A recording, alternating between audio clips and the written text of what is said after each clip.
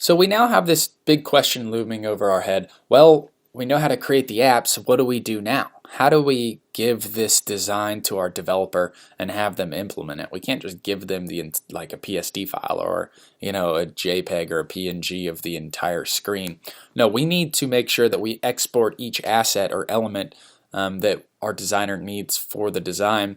And we're going to do that with something called RetinizeIt. So I want you to type in RetinizeIt and select this top link, retinize.it. And it now supports 3 times, which will give us the Retina for the iPhone 6 Plus. So I want you to go ahead, just select download, and then open up that download, and it's going to be a Photoshop action. I'm just going to double click it, and that automatically opened up my action preset. And you can see RetinizeIt here at the bottom. But if that didn't open, I want you to just go ahead down to Window and select Actions here. And I selected it, deselects it.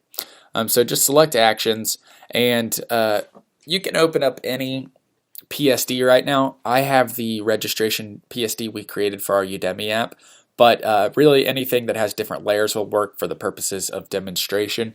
So I am going to just grab this Facebook folder, this green folder, and I want to export this entire button as its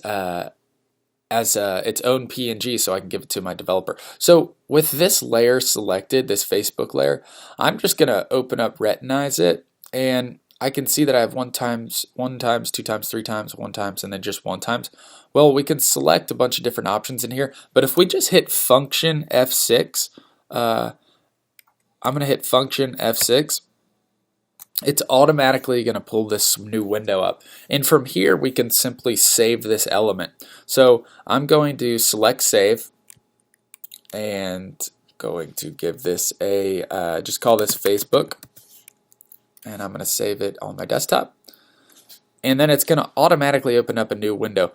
This is going to be our times 2. So let's go ahead, select Save, and I'm going to call this Facebook. And usually to tell that it's a Retina image, we're going to do @2 and then save it with the same Facebook. And I'm just going to go ahead and save that. And then if we minimize, and I'm just going to go to my desktop, you can see I have these 2 different images that I can now give to these 2 different size images that we can now give to our developer. So that's how you export your assets. That's how we're going to do it in Photoshop at least. But there's a bunch of different ways. You can look up different practices if you'd like. But for now, that'll suffice.